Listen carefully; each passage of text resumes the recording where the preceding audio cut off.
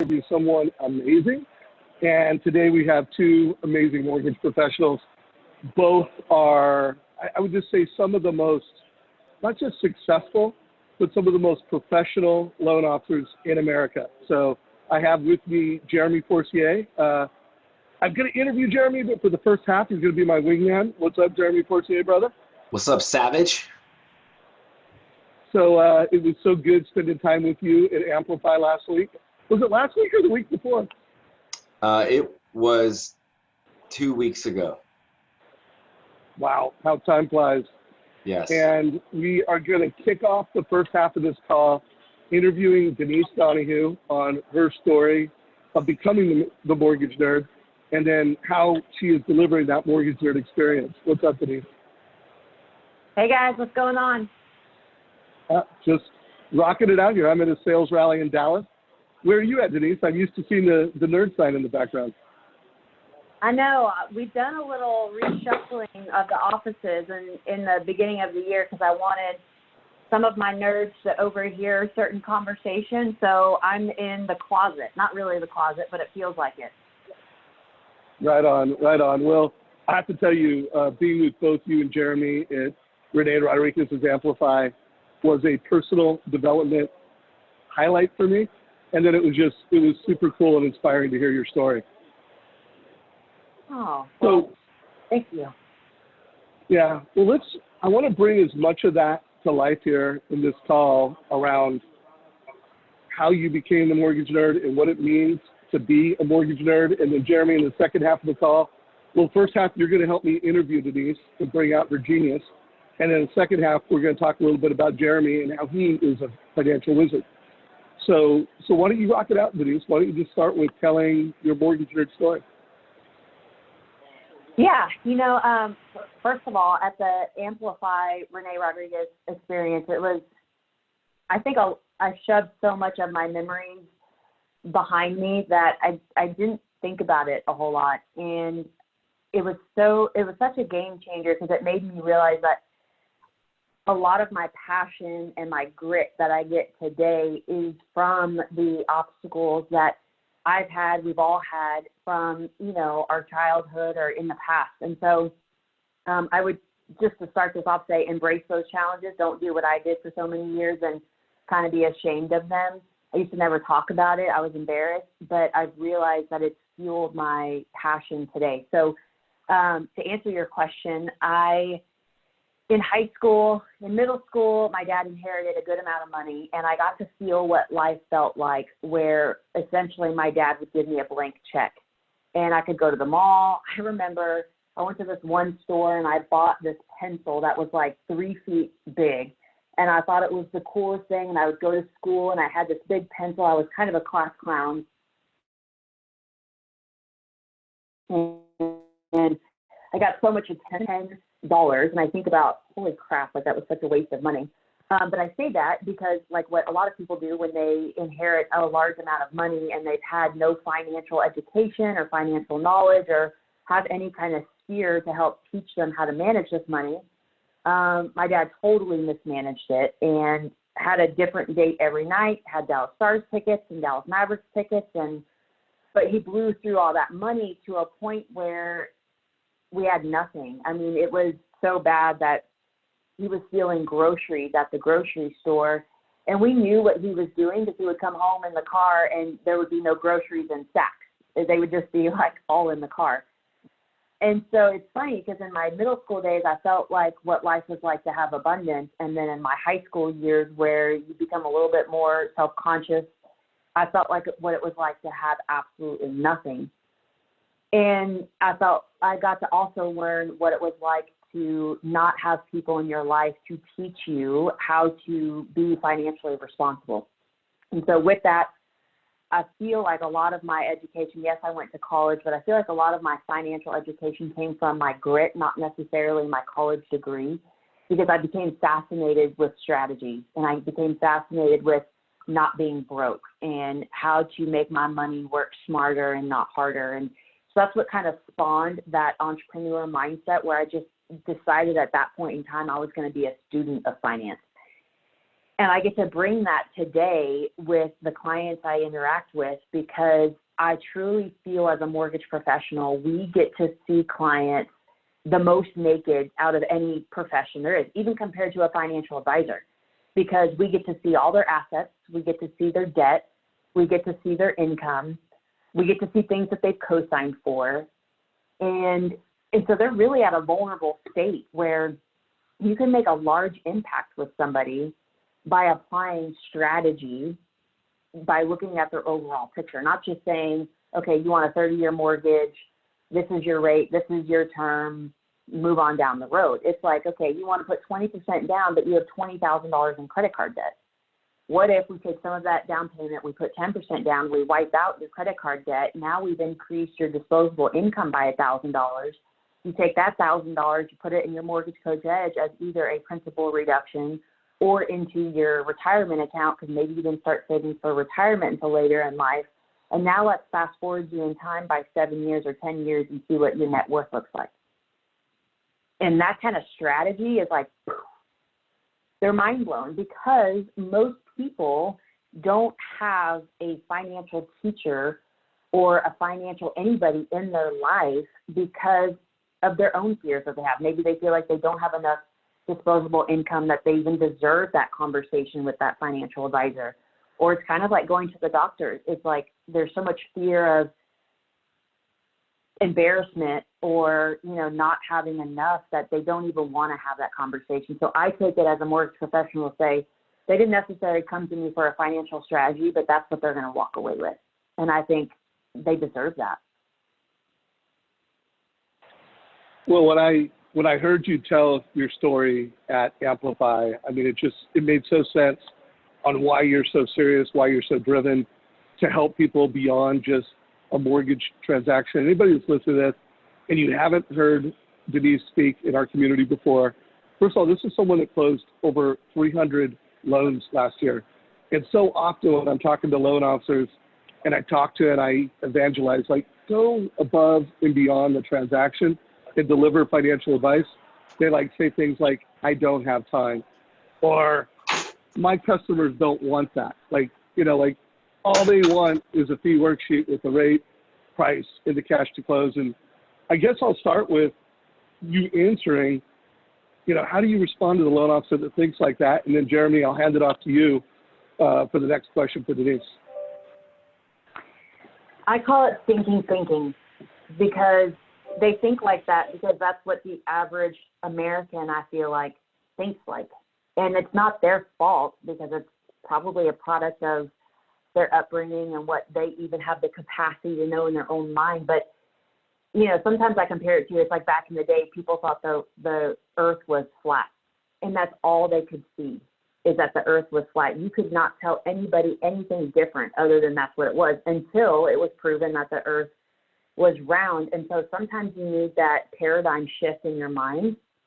And sometimes we can offer that paradigm shift, and sometimes you just can't. But to the loan officers out there, you're responding to a black and white question that client only knows how to ask. That's the only way that they know how to shop for a mortgage. That's the only financial knowledge and awareness that they have the capacity to ask.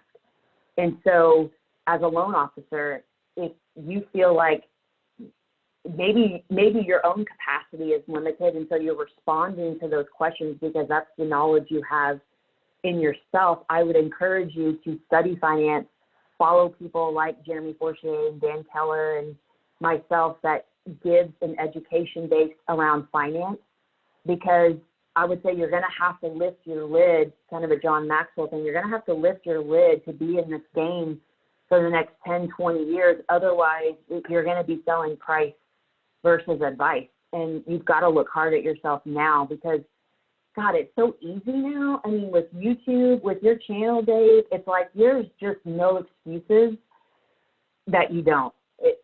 Your 3-year self from now will be kicking yourself in the butt because you're like, dang, I should have been a student. I should have dedicated an hour a week to just YouTube anything finance. I don't care if it's what's the compound effect of interest. What's the difference between a retirement account versus a normal account? why should Jeremy Forcier invest in rental properties versus, you know, some other 401k vehicle, whatever it is.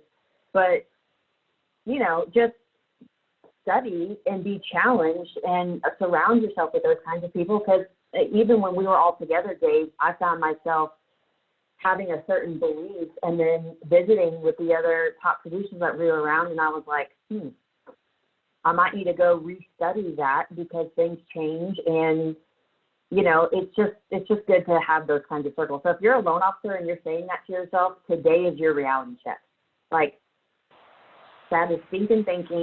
That's going to make your career in mortgage very, very difficult.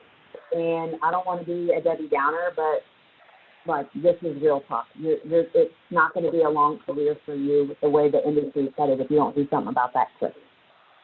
No doubt about it. I interviewed Ryan Grant last week.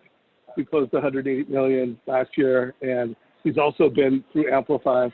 And I asked him what his favorite quote was, and he said, if you are responding to your client's needs rather than defining them, it's a recipe for commoditization. And so when people, you know, their needs, what's your rate, what's your payment, what are my closing costs? And if you're not redefining them as though, you know what, there's more to it than that, you are a commodity. So I love that. Jeremy, what questions or comments do you have for Denise?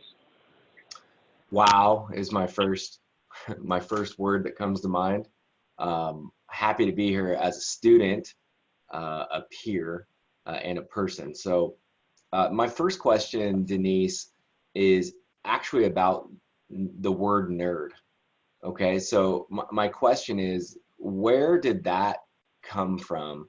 Because when you look up the actual definition, right, it's basically like you're a foolish person who lacks boringly studious skills, right?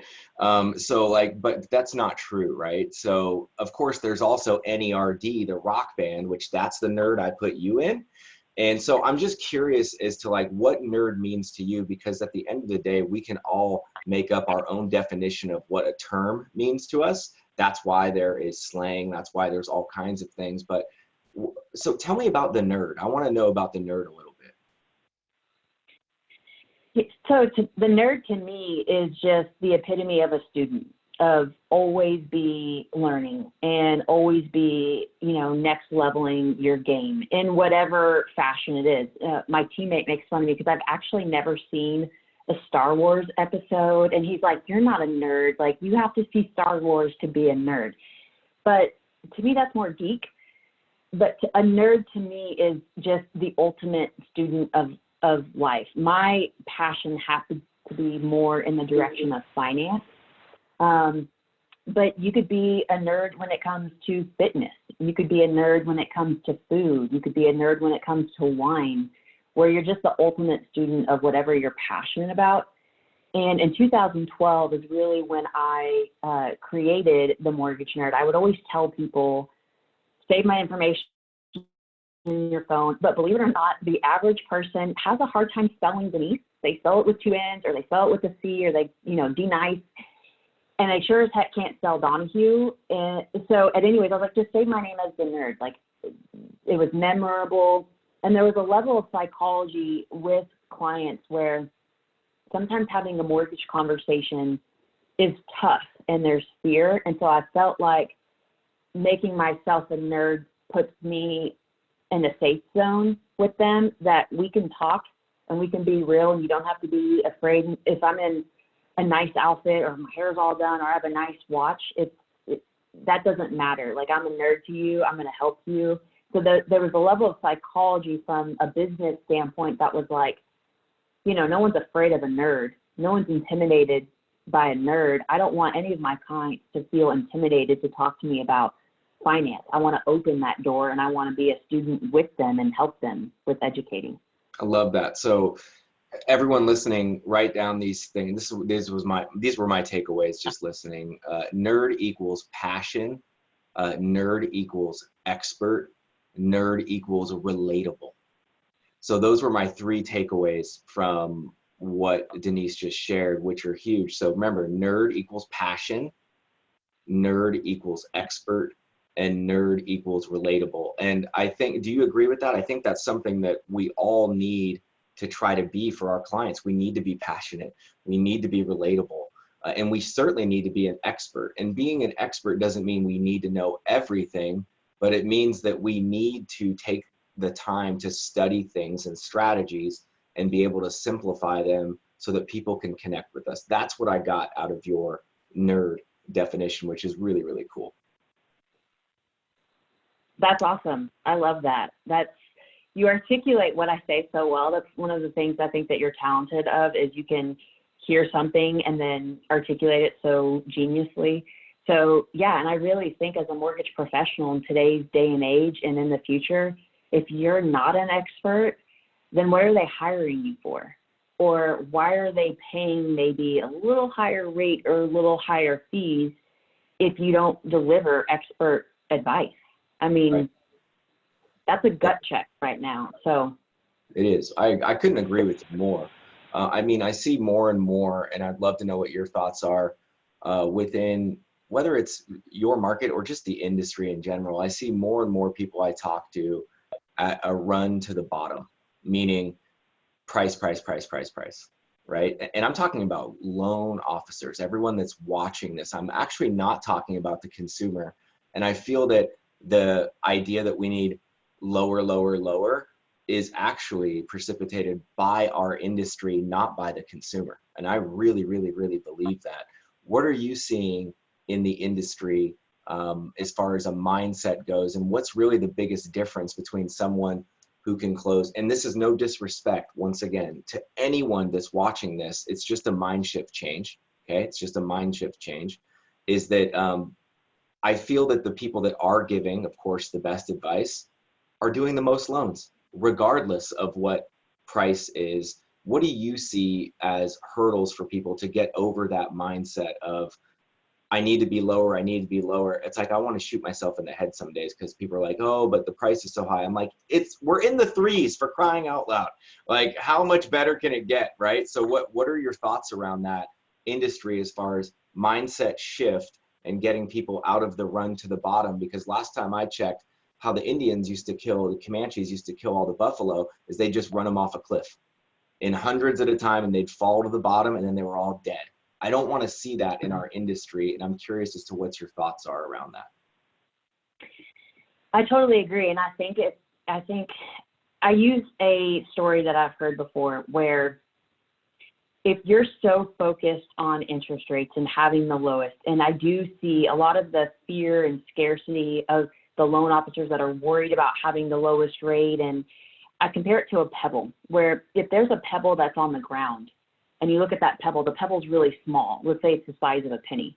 But if you pick that penny up and you put it in front of your eye, all of a sudden that really small penny just got really large, and now that's all you can see.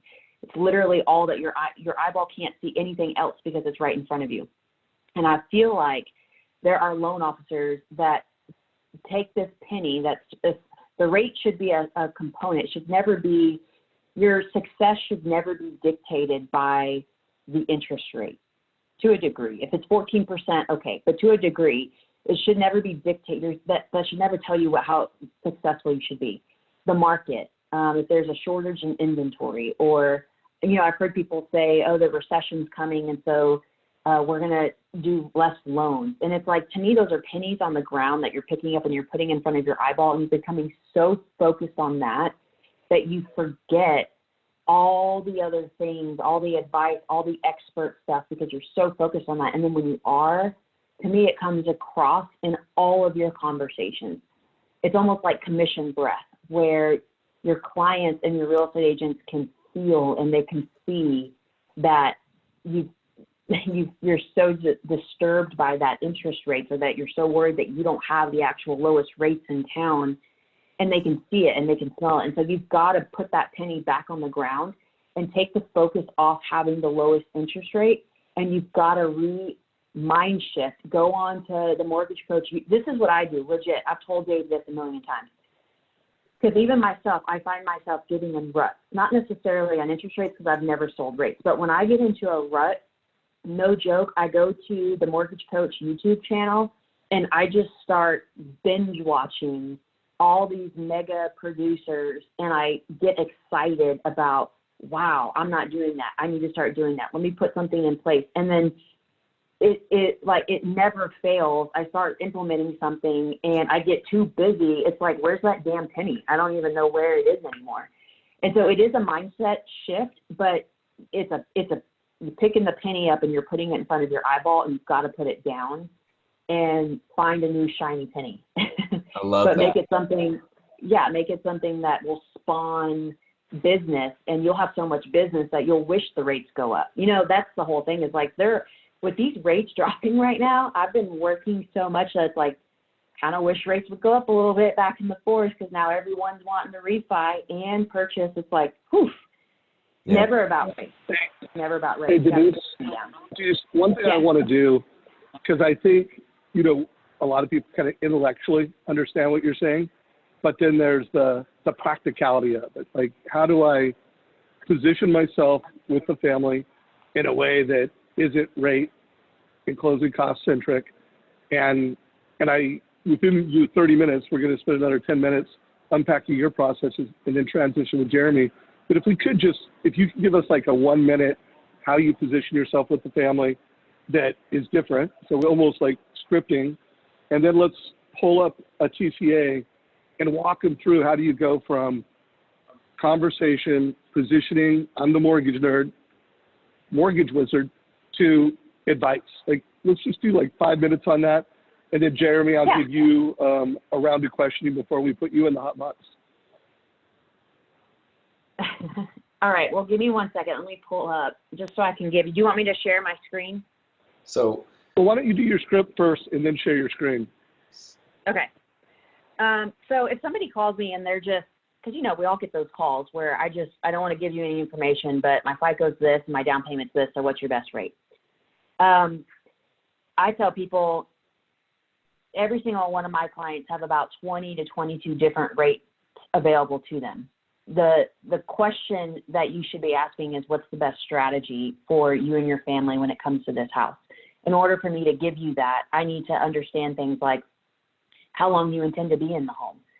Should we look at a fixed rate or should we look at an adjustable rate? I said, one of the things is I show every single one of my clients the rate board. So today I was looking at a 30-year fixed rate board that ranges from a 2.75% rate all the way up to a 5.25% rate. So which grade on the rate board do you want? And I pause. Well, you don't know yet, because we have to look at what the cost or rebate is associated with each rate. And in order for me to give that to you, I have to ask you a few more questions, and then I will prepare a mortgage strategy where I take out the different rate options and we fast forward you in time, whether it's 5 years or 7 years or 10 years that you think you and your family will be in the home. And to the penny, we will be able to make a decision, because we're going off of facts and numbers, and we'll be able to make a factual decision versus an emotional decision, because you just going with the lowest rate is an emotional decision. And buying a home can be very emotional. As the mortgage nerd, I want to make a very factual, rational type decision. So to the penny, we'll calculate how much you'll spend in principal and interest, what your tax advantages are, and then we'll be able to determine rate of return on which rate makes the most sense for you and your family, which may or may not be the lowest rate on the rate board. Boom! That was pretty awesome, Jeremy. Any commentary into the brilliance of how she set that stage and positioned things for the client? Yep. Number one, she did use a strategy that I am a gigantic fan of, and that's give the person what they asked for. And I think people get confused by that statement, right? Give the person what they asked for. That's one of my mottos, and one of my practices is that if someone says, I want the lowest rate, I'm like, absolutely. I'll show them 2.8% with 5 point, whatever it is, right? I think that people like freak out. They're like, I can't show all these fees. No, part two is that's the transparency that she's so brilliant in, is that she's teaching people to shop her rate sheet, number one. Number two is that she's getting them to think differently and realize that there isn't one rate option, there's 22. And number three, she's getting them to forecast into the future, vision cast on what that means to them financially. When you combine those three things together, man, you don't have commission breath. It just smells like money. Okay, there's a big difference between commission breath and money.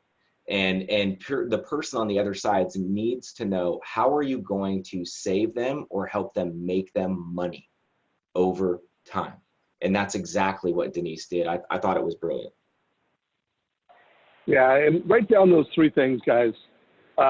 That was just so powerful, Denise, so eloquent. And Jeremy, your debrief on that was priceless. Like, you're going to get the answer. I'm going to show you the cost over time, and you got them to think differently. I mean, that's the recipe. If you're on this call and you're a loan officer, if you can't get that customer to go, aha, or wow, I never thought of this mortgage differently, you are a commodity fee worksheet loan officer. You've got to get people to think differently.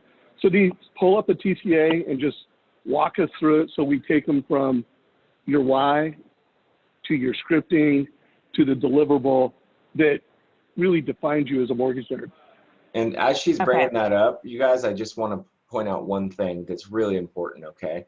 The example she gave you of a penny on the ground and then putting that penny right up to your eye, what I wrote down is what you focus on expands, right? So if you focus on gratitude, your gratitude expands. If you focus on a penny on the ground and you can see all these other things around it, you're focused on your awareness of everything else that's going on around that penny, right? But if you focus on one little tiny thing and put it right in front of your face, that's all you're going to see, and you have no room for expansion. So write that down. What you focus on expands. So make sure you're focusing on the good stuff. And that's true with anything, even, relationships. It's like those realtors, when we were at Amplify, it was like, find the things that you like about your realtor partners, or that you like about your manager, or that you like about your wife. If you focus on those things instead of the one annoying thing that you're getting nagged at, or that thing that the realtor keeps doing, it just gives you an abundance of gratitude. So I love that. Can you guys see my screen? I've got a pile on right here. We can, but I've got to give one footnote, because one of the things that stuck with me, and many things that stuck with me from Amplify, but the acronym LOVE, like listen, observe, validate, expand. And if you listen to what she did, she listened to the client, she oriented and observed around it, she validated. That's like, I'm going to give you exactly what you want. And then she expanded, E for expand. So Jeremy, we need to make sure we give Renee a little love for that. Renee Rodriguez, thank you for, I don't know, it's almost like melted in my mind from that experience. We've always got to validate and expand. So Denise, we see your screen, although it just went wide on us. Oh, there we go. We're back. Okay. So one of the first things I do, especially with interest rate shoppers, are the guy that's got the 800 FICO score and 20% down, and he's guy or gal, and he's, kind of like, oh, I should get the best rate. Every once in a while, I will actually show my optimal blue board before I jump into the strategy session, because I want them to see that what I told you in the beginning of the call is true. You have an interest rate available to you right now, Mr. Customer, of 3% and as high as 5.375. So out of all these rates on the board, how do you know which one to take? Most loan officers are just going to pick a rate for you and tell you this is the rate that you should take. But I like to present to you the entire rate board. I'm going to show you behind the curtain of this is the fine print that nobody reads on those advertisements, that 3% rate's going to cost you $11,000, or that rebate's going to give you a rebate of $45.83. My job is to find the rate based on what you've shared with me at the beginning of the call and how long you're going to be in the house. Let's pick 4 rates on this board, fast forward you in time, and see which one's going to give you the highest net worth or the greatest strategy for you and your family. And so then this is just an interest rate mortgage coach edge, where I say that the rates that I picked out for you are the 3.875 up to the 4.25. You'll see, and I'm doing this all live, these are your monthly payments down here. These payments do include PI, principal, interest, taxes, and insurance. Each change in rate, Mr. Customer, as you can see, changes your monthly payment by just shy of $15 a month. So every move in rate is about $15 a month. What it varies is what we looked at before on that rate board, which is your total funds for closing. This funds for closing bucket is your down payment, deposit for your escrows, and your closing costs. So at the 4.25, your all-in is $10,849. Now to save $15 a month, you're going to jump up to $11,458. Is that worth it? We still don't know just yet, but this is the summary board. So I go through, your lowest rate option here is $12,955. And then I take them to this screen. So what you shared with me is that you intend to be in this house for no longer than 60 months or 5 years. I'm going to hold this as the benchmark, and I walk through the charts of showing them how we run the math on all this. I've actually had a guy break this down, Dave, this is funny, in a Microsoft Excel to try to challenge me on this math in here. It's kind of comical, but at any rate, and so I showed them your rate of return with picking this option. And I think it's important that I'm using words and phrases like rate of return because that is exactly what it is. And most mortgage bankers don't use terms like that. And that is, again, part of the art and the words I use is another thing that differentiates me from my competitors because they just say, here's your rate, here's your cost, here's your fees. Where I'm saying, okay, if we're going to invest, let's just say this is $1,000, is this $1,000 investment worth a 646 rate of return? Well, that credit card that you have that's got a $12,000 balance, that $1,000 may actually be better invested on that credit card than it would be in this home. And then they get off I want the 3.875. Depending on the rate board, I always show them something in the threes because psychologically they want to see it. They want to know that they've earned that 3.875, but I'm going to show them where financially that doesn't make the best sense. But I walk them through that psychological path where they feel good where they could have gotten the 3.875, but now with my education, they've learned that the 4.25 is actually better because they're going to take that money that they would have spent on the lower rate to, paint the house or buy that refrigerator instead of finance it or pay off that credit card debt. But you have to psychologically teach them, because that is what we are doing, where they come up to that decision really by themselves with the tools that we're delivering. And when you do that, you've taught a client something, that is the game changer. If you can teach someone something, then they will remember you for life. And it'll create generational change because you've impacted that person, and it'll impact their kids and their kids and their kids. Obviously, that's where my passion comes from. But sometimes I'll change the screen with them in the live mode where I change this to a 20 or 120 or 10 years. And of course, the numbers jump way up. And so I show them this is why strategy is so important, because if I was to show you this over 30 years, which is what most mortgage bankers do by giving you a fee sheet, it's going to over-dramatize the numbers and the savings, and you're going to make a decision that probably isn't financially the best because we didn't make this for you based on the time horizon. And so when they see that, they're like, wow, that's a big difference. Oh, yeah, this 4.25 makes way more sense if my time is 3 to 5 years versus, 10 to 15 years. So that gives you a little bit of an insight of kind of that interest rate conversation, which I think a lot of people are having. I love showing people the rate board because it's like, boom, this is behind the curtain that most people don't want to show you. I'll show you it right here. Here's what you're looking at. And that's all you got to do for them to see, okay, you want this 3% rate? Let's lock it in. It's $11,616. So your funds to close is $22,000. Did you want cash, check, or, I'm just being a little facetious, but I show them that, like, you want it, let's lock it in. Let's do it right now. Love it. Love it. So you validated, you've expanded, and I want everybody to write this down. Write down STAR, the acronym STAR, S-T-A-R, something they will always remember. Like, when you could be the mortgage professional that has a conversation with someone, delivers a mortgage experience, they will always remember you crush it. By the way, you feel good, your confidence goes up, your energy for the business goes up, and you kill it. So I do want to transition. Before I start, we put Jeremy in the hot box. And Denise, if you could stop sharing your screen, and we ask him some questions and we go through his process. Jeremy, anything you want to say about what you just saw? Anything you want to make sure the audience takes note of?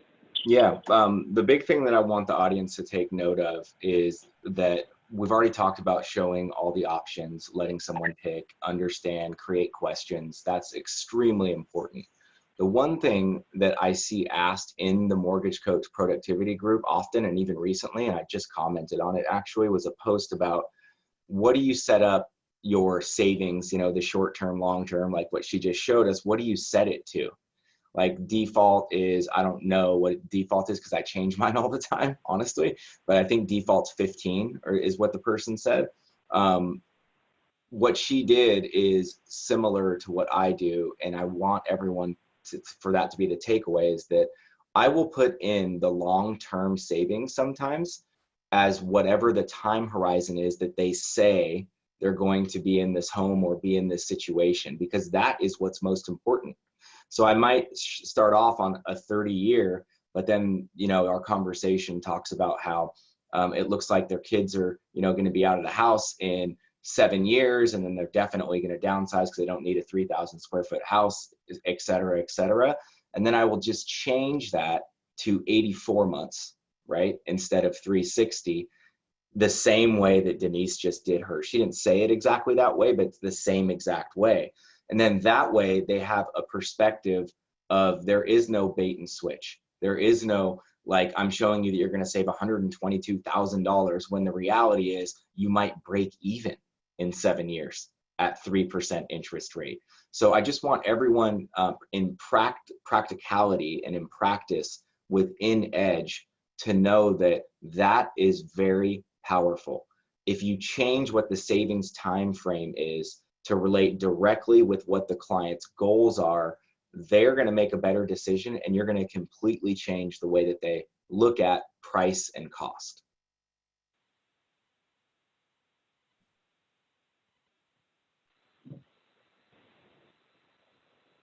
You're muted. There you go. Had a little challenge with the mute. I want to make sure everybody got that, because this is the difference between a transaction, worksheet loan officer, rate, payment, closing costs, the mortgage advisor, the mortgage planner, the mortgage wizard always shows the cost over time, and that time is always personalized and relevant to the client. So while we default it at 15 years, because one, that blows it up, that expands the cost over time a lot, and two, a 15-year mortgage is a household term. People know about it. It's something that, you know, oh, I can't afford a 15-year mortgage. So there's a industry narrative around 15, so that's why we defaulted at that. But literally, if you don't change it to what's relevant to the client, you're not using Mortgage Coach the way we intended it and the way we designed it. So Jeremy, let's reverse the roles. Denise, it's time for us to interview you. You're a mortgage wizard, bro. You've done over 5,000 total cost analysis. You know, you closed one loan short of 300 this year, 299, and everybody, not only everybody that gets a loan gets a TCA, everybody that you think wants a loan or needs a loan gets a TCA. So why don't we start with your why? Like, why are you the mortgage wizard? So the mortgage wizard, I can't take credit for it. First of all, Rick Ruby is someone who teaches financial wizardry, and he's taught me financial wizardry and how to bring that into my business. And it is, once again, a huge game changer because it just changes the conversation. The same way that Denise changes the conversation with your clients, it changes the conversation with the client. And it also lets them know that you are extremely invested in them to be successful. And that is of the utmost importance to me. Why is that important to me? Super simple. I've been broke. I've had nothing. I've owed $376,000 in debt, from consumer debt to not paying taxes, to being levied every single 2 weeks, to getting signature loans to try to pay the mortgage payment, to losing multiple houses, to et cetera, et cetera, et cetera. I've been through all the pain, and it was because I had no good counsel in my life around money. And I had these self-limiting beliefs that were ingrained in me that money was bad, even though I always liked money and I always wanted stuff from a very young age. I had a belief that it was bad. And so whenever I would get it, I'd figure out how to get rid of it just as fast. And so that's what drives me in my conversations with people, and making sure that they are not looking at the penny, to use what Denise said, right up at their eye, but they're looking at all the pennies and that all the pennies count, right? They all count. They really, really do. It's when we don't focus on them that our world gets very small. So I position myself with all the clients about what does retirement look like for them, right? What does retirement look like for them? So I usually start all my conversations with a mortgage planning session, especially, and I'm going to focus on a purchase first, but around purchasing a house, the conversation always starts around, do you have a monthly budget? And if people say yes, which no one does, by the way, but if they do say yes, you get that 1 out of 100. It's like, yep, we're budgeting right around, $3,200 a month. I go, that's great, but do you have a personal family budget outside of what your housing payment's going to be? Almost 100% of the time, the answer is no. Okay, so that starts a very, very different conversation around qualifying you, Denise, if you were like a prospect. That's great that we have a monthly budget on what we want to try to keep our payments around. What I find, though, is that qualifying someone is objective, meaning I can objectively qualify you to X amount of dollars, but that could be very subjective to your lifestyle. I don't know what you spend on vacations. Do your kids go to private school? Do they go to public school? I don't want to put you in a situation where it looks like on paper it's a breeze for you to pay it, but in reality it's not. So I'd love to talk about a few of those things. So that's a direction I take with everyone when I'm qualifying them for a purchase. Now, I have seen some of those graphs. In fact, we recently rolled out Mortgage Coach at Summit, and Rick Ruby spoke from stage, and he went through these 4 quadrants. So I've interviewed you enough times. I know how you use Mortgage Coach, and I do want to finish this conversation where we really connect the dots from how do we position ourselves and expand ourselves as an advisor, and then how do we personalize it with a TCA. Do you have those graphs? You want to show them on your desktop, or do you want me to show them? I'll share them. Because I loved what you're doing. I loved what Rick did when I was at the sales rally and he was rolling out Mortgage Coach. Walk us through that a little more tactically so that people really get the Jeremy Forcier, I'm going from loan officer to mortgage wizard conversation. Yep. So and we see your screen. Can you see my screen, the wealth accumulation slide? I do. Great. So this is something that's a visual that I use with clients. This is an in-person meeting, by the way. I have sent this to clients via email, et cetera, and it works as well. But whenever I can get someone in person and we're going through the whole mortgage planning process, I love to talk about this. So I explain to them that, listen, there's 4 different steps in quadrants towards wealth accumulation, okay? Buying a home is a huge part of that, but I don't want us just to focus on that one quadrant. So I walked them through this. I said, number 1, okay, the first quadrant piece is what we're talking about. It's buying a primary home, okay? Now, the rule here that we have is 3 times what you make, right? In as far as annual income goes. That does have a diminishing rate of return on high net worth people, just so you know. And I explain that to people. Like if you make, $1 million a year, that I don't think that you should just go buy a $3 million house just because, right?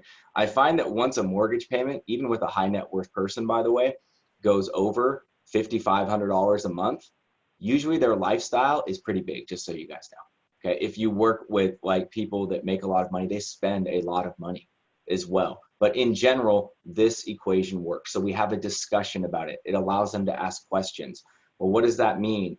Rental property, a second home, commercial. But number 1 is let's focus on the home that you're going to buy and live in. Okay. Now, once you've done that, the second quadrant is equally just as important, is that we want to make sure that we can get you in a position to have whatever is the greater of 3 months of your living expenses, 3 to 6 months of your living expenses, or $25,000 in liquid reserves.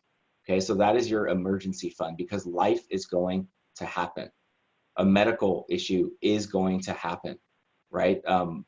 You might have to buy a new car because your your radiator blows up.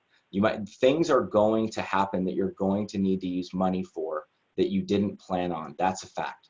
That's how we all get into credit card debt, is because we don't have a plan and we don't have the cash put aside. So to tie back into what Denise was talking about, this is where I talk about maybe putting less money down, right, on a home. If it fits within their budget, why would you put 100% of your funds down if your payment is only going to be $180 more a month, but you can take that $25,000 and put it away for things that for sure are going to happen.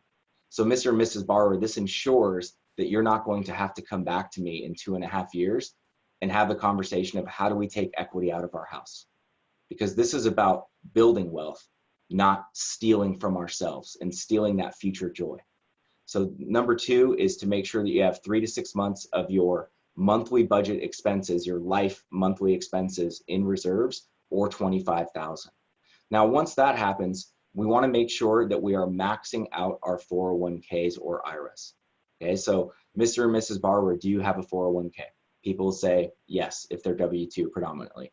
I say, do you contribute to it? Some say yes, some say no. My second question is, do you have an employer match? Okay, so in this scenario, someone said yes yesterday when I was talking to them. I said, great, what is the match? They said, we get matched dollar for dollar up to 5% of our pay. And I said, do you understand that if you do 5% contribution then, and you're getting another 5%, that's 10%. That's 100% rate of return on your money. Once again, I'm going to point out similarities back to what Denise said. I use terms like rate of return. Your annual rate of return in that first year is 100%. That will beat anything in the markets. So you talk about investing and how much money am I making on it? Just by you contributing to your 401k with the match, you're making anywhere between 30, 50 to 100% in your scenario rate of return in year 1. You can't find that anywhere else. That is what's so great about our America and our 401k system, especially if you have an employer match. So I go on to explain not on how that builds wealth faster for them. And I say, once you've maxed that out, if you get to the point where you can max out your 401k every year, okay, then we're going to move to quadrant number 4, and we're going to focus on 5 stocks. So I like the Warren Buffett approach personally. I invest in the S&P 500 index because that's what all financial planners compare, either your losses or your returns, were they below or over the S&P 500. So I invest in the S&P 500 and 5 stocks. The 5 stocks that I invest in are very simple. It's stuff that you like and you use on a daily, weekly, monthly, annual basis. For example, I have an iPhone. I invest in Apple every month. Okay. Number 2, I watch Netflix. I invest in Netflix every month. Number 3, I love Tesla. I invest in Tesla every month. Right. So I could go on, and you get the point. I like Nike. That's the brand I wear. As far as apparel, I invest in Nike. So if I like it and it's a big brand, that means millions of other people like it too. Okay, so this isn't chasing some crazy return. This isn't where am I going to invest something and make 10x. This isn't angel hedge fund investing. This is systematic investing, okay, that you do on a monthly basis once you've already completed the 3 quadrants so that you can build true wealth over time. This is what Warren Buffett does. So if Warren Buffett does it, why are we trying to be smarter than him? So that's the conversation, Dave, that I have with clients around the wealth accumulation that I learned from Rick Ruby. Beautiful. So now how do you transition from this to the total cost? Give us, Denise gave us her script, as before she does the TCA.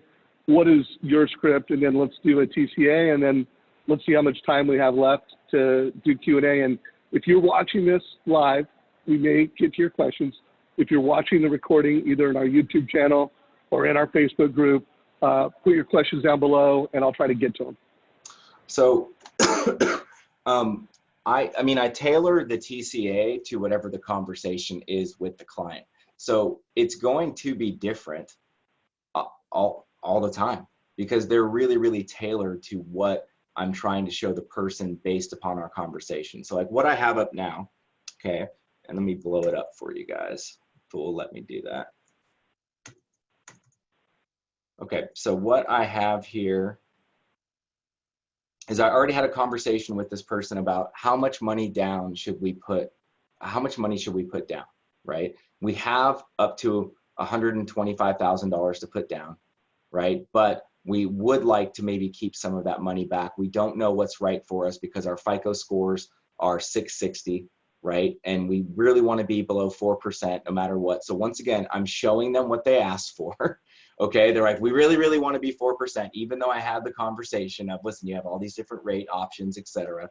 No, we really, really don't want to miss this opportunity, right? Okay, so you show them, you give them what they ask for, okay? So what I showed them here was a 5% down, a 10% down, and a 20% down option. Their budget for this was $3,500 a month and up to $125,000. So do not think it's a coincidence that in column 1, the monthly payment is $3,459. And do not think that it's a coincidence that in column 3 with 20% down, their total cash to close is $124,155. Okay, I took their 2 things that they were so focused on, and then I just showed them, here are some different ways to do it. So in a 5% down option, looks like your monthly payments, including taxes, insurance, etc., will be $34.59 and 69 cents. That is going to have a total out of pocket with down payment, closing costs, etc., of $46,844.30. Now, if you wanted to put 10% down, you are going to save primarily on mortgage insurance. Okay, that's where you're going to have your biggest pickup. Yes, the payment is going to be lower because you're putting more money down, but it's also going to be a lot lower because the mortgage insurance factor with your credit score combination of 10% down lowers that by 50%. So you have a 50, follow me here, you guys. It's what I tell people. You have a 50% savings on your mortgage insurance, okay? And then I walk them through it. So there your payment will be $3,067.26. Total cash out of pocket right around $72,614, which is basically 60% of the cash that you have allocated to use. Now, in the final column, I showed you a 20% down. If you indeed did want to put 20% down, your payment would be $25.19.52, and you'll max out your complete cash out of pocket and leave no room for those other budgetary items that we discussed in the quadrant factor of wealth accumulation. So it's up to you. There's not a right or wrong way, Mr. and Mrs. Borrower. Personally, when I look at it, I think that the middle option, the 10% down, fits all your needs. You're $500 below budget, and you literally save almost over $60,000 cash in your pocket for all those other life needs that you have. So there's not a right or wrong way. I'm going to send you loan disclosures based on the 10% down option so we can get this process started since you're in contract, but we can make any changes that you want. So please let me know what your questions are, and I look forward to serving you. Beautiful. And I know, if you can scroll down, this is a purchase strategy where he's showing down payment options. He's showing the cost over different periods of time that's relevant for the client. And then I've interviewed Jeremy so many times. I know that you also do a lot of interest rate options where the Yes. client super rate sensitive and they're like, hey, what's your rate?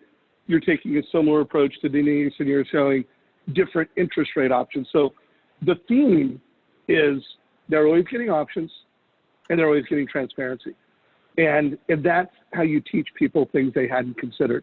So think about it. You saw both of these professionals. First of all, do you want to compete with either one of these? And here's the deal. When you compete at this level and you deliver this amount of value to a family, you just like your job better. You like yourself better. You hustle more. So just a push to everyone out there. If you want to make, it's 2020, you want to make this next decade better than the last one, it's all about serving the family at the highest possible level. So we've got 6 minutes. We might go a few minutes over. I have a question for you, Jeremy. So it is February, the beginning of February of 2020 when we're doing this. Rates have just dropped. You just gave us a purchase strategy. What are you doing right now to, continue to serve your purchase volume, but what are you doing to serve all your clients and all the refi opportunities in the market? Like, give me a day in the life of Jeremy right now and any tactics and strategies that you're doing. And then Denise, I'm going to hit you with the same question. Yeah, well, I think I'm serving them poorly And when I say that, I take it with a grain of salt. We can't do everything all at once. Okay, it's not humanly possible for me to reach out to 3,000 past customers and offer all of them a total cost analysis and mortgage review on the same day. So I am pretty strategic about it. What I do is, number one, my phone is ringing just off the hook constantly since the announcements, but that's because I've stayed in front of them over a long period of time. Okay, so my phone is ringing for sure. I'm also targeting people. The easiest way to increase your production overnight is first go back 6 months. Okay, 6 months ago, who did I finance? Can I save them money? Look at that first. Then go back 12 months after you've done that. Okay, the next 6 months. And then you can just keep doing that, okay, and go back, back, back, back, back. That's strategically the way that I go about it, because I have 9 refinances right now that I did 6 months ago, right? I just went back and connected with them. The reason why those are the easiest is, number one, you're still the most familiar to them because not a lot of time has gone by. Okay, so you're still fresh in their head. Number two is that if you know you can save someone money quickly and you have some of their documents like W-2s that you can still use, etc., you're going to make it easy. Number three is that I find I get the most appraisal waivers on people that I've done in the last 18 months. So I'm looking strategically for ways that can I speed things up, and who am I connected with, and who can it be quick that I can save money. Now this also goes into the strategy of what Denise was presenting. 6 months ago, I don't know if it was 6 or 7 months ago, but rates were really good, but they're about 0.3% higher than they are right now. Okay, I thought that interest rates were going to continue to go down. So a strategy I was telling everyone was, take the higher rate. You want my advice? Take the higher rate. Everyone else is going to tell you take lower rate. Take the higher rate. So I have a lot of these jumbo loans or even conforming loans where I have people at 4.5%, right? 4.625%, where they didn't pay closing costs or they paid very little. Leif, who I talked to last night, I had to talk him into for 45 days to take 4.25 rather than 3.875 with a point on a jumbo deal, right? He did it. Well, guess what? Leif is now getting 3.375% on a jumbo deal, paying a point. So I saved him 0.5% in rate with the same fee just by following my strategy and doing a two-step process. That's where you're really going to pick up your momentum and your advice muscle. And then people start telling their friends, like, wow, I just got this, right? And this is what the strategy that I implored with Jeremy. So I'm going for the low-hanging fruit. I always think that's number one. If you don't have a big database, I would be talking about it wherever you go. Talking about it wherever you go. Do not put a Facebook post on saying that rates are at all-time lows. That's idiotic, okay? Because all you're doing is you're going to get someone that's going to call you and contact you. You're going to lock them in, and then the next friend that's in the mortgage business is going to post the next day that rates just dropped again, and that person is going to ask, how come I can't get a lower rate? And they're going to leave you. Okay, it's got to be something different than you just doing a poster that rates are 3.25 or whatever they are. That is not a smart strategy. Connection is the smart strategy. Love that. And just so everybody knows, you're giving them a refi TCA. How many refi TCAs have you done over the past 72 hours? Or I know you sent me a text last night that you were getting after it, just so we could drive that. And then Denise, I'm going to bring that same question to you. Yeah, I did a lot. I mean, yesterday, a combination of refi and purchase, I did 13 yesterday. I am working more. Dave taught me this quote, and I've said it on Mortgage Coach many, many times: when the salmon are running, the bears don't sleep. And it's just true. So I was here till 10:30 last night. I asked my wife permission. Hey, can I work late? I want to, bang out as much work as possible so that I'm not working late every night. So I was here from 6:30 in the morning yesterday to 10:30 last night, 13 TCAs, 7 appointments. I did 22 phone calls. So I had a lot of activity in one day. So you can fit a lot into one day. But the last 72 hours, I don't know how many because it stops on my mortgage coach. 1, 2, 3, 4, 5, 6, 7, 8, 9, 10, 11, 12, 13, 14, 15, 16, 17, 18, 19, 20, 21, 22 TCAs in the last 72 hours. So guys, how many TTAs have you done in the last 72 hours? Comments down below. I want to remind everybody that we are doing a site visit with Jeremy Forcier in a few weeks. If you want to be considered and get an invite to that, just email me, dave@mortgagecoach.com, and we'll put a link down below if you want to, be considered to be invited to that. We still have a few open spots. So Jeremy Forcier site visit coming up. Denise, we're a little bit over, but do you mind answering what you're doing right now? The salmon are running. What is Denise Donoghue doing? I totally agree with Jeremy. I think we've talked about this before, is you've got to be, let me take that back. It depends on the size of your database. If you've got a large database, you've got to be a sniper. And so I have a similar approach with Jeremy. I also look at the loan size, because a 1% drop in a rate on a $120,000 loan is not going to be as significant as if it's a $450,000 loan. So I go back a year and I filter through what's the rate, what was the LTV, and I filter out the loan sizes. I try to stay at the 300 to 500 point right now, and I'm sniping. But, we're blessed. 2 years ago, the rates were up, and it was skinny in the nerd house. And so, I definitely think you've got to have a conversation with your spouse to let them know we're making hay right now. So last weekend and the last few nights, I've been working like a madman. But I also learned a valuable lesson of, if you want a happy spouse, happy house, you have to date your spouse. We try to time block at least one day a week where the phone is away and I devote my time, because a lot of the top producing salespeople in the world have multiple divorces, which sucks. And so I tried to say, hey, I worked my butt off all weekend, work until 1 o'clock at night. I don't normally do that. I typically have a very well-functioning team where they want me away from Encompass as far as possible. But the refi business, I kind of own. I run the TCAs for those. I pitch those. I even set them up in Encompass. It's a little scary because that's the gravy. And so I hustle that business along with putting out whatever needs to be done during a normal 9 to 5. So if you've got a large database, snipe it. If you don't have a large database, my advice to you would be use an approach on social media, Facebook Live, create TCAs, do educational training, but everything that I post on social media about rates is the opposite message of what every other loan officer is saying, which is rates have hit an all-time low, you've got to call me for a refinance. I say things like, rates are low, but it doesn't always make sense for you to refinance. Get in touch with me and I'll tell you why. Or I talked this person out of a refinance today and here's why. I use that approach because it's different than what everybody else is saying, and it's the truth. I talk people out of refinances all day long. So if you don't have a database, use that kind of strategy where you're informing your realtors, you're doing live TCAs, and use examples like what Jeremy just shared. Even though it's not your own personal story, leverage other loan officers within your organization, within the mortgage coach community, and use their examples and talk about them.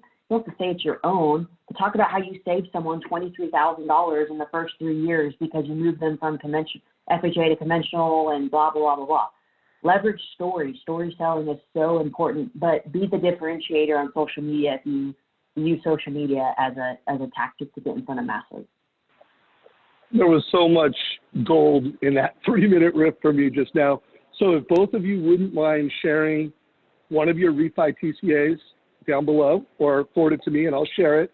And for anyone watching this, when you're doing the refi TCA, first of all, you could do that at night. You could do that in off hours, and you can present it to the client and always show an option where, hey, I'm lowering your payment by this much, but what if we prepaid your mortgage? How much money could you save? How much interest can you save? How much faster can you pay off your home? Have that different conversation. Every loan officer in the world is selling low rate, monthly payment savings. You're going to sell, how do we turn this into an opportunity to create long-term wealth? So, guys, you both killed it. Jeremy, anything you want to add to what she said before we close it? And then, Denise, I'm going to give you the last word on anything Jeremy said. Jeremy. I'm not adding anything. Just listen to what she said. All It was brilliant. Denise, any last words before I go into closing mode? Just that I got my license in 2012 and I had 0 people in my database. And so if you're a loan officer that's new to the game and you feel like you don't have a ton of people in your database, I was that loan officer in 2012. The advantage I had is that rates were super low in 2012. So I legit got out a phone book and I was just calling any and anybody that said, hey, are you aware of where rates are today? And so you don't have to be a Jeremy Forcier where you're a baller and you've got this massive database to capitalize on this success. If you're new, if you're 1 year in, if you're 3 years in, there's strategies for you. Go to Dave, the Mortgage Coach YouTube channel and just start binge watching. Do not even look at Netflix for the next 6 months. You need to be binge watching Dave's Mortgage Coach YouTube channel in his Facebook group. It's amazing. It's a large part of how I have developed a lot of my strategies today from the legends he's interviewed. So start binge watching Dave and the interviews and put Netflix aside because this is going to be a great year for us. Love that, guys. So thank you for tuning in. If you got value from this, give us a like. If you loved it, like it. Comment. If you have questions for anybody on this call, we'll make sure they get answered. Denise Donoghue, thank you very much. Jeremy Forcier, thank you very much. This call is a wrap. Take care, everybody.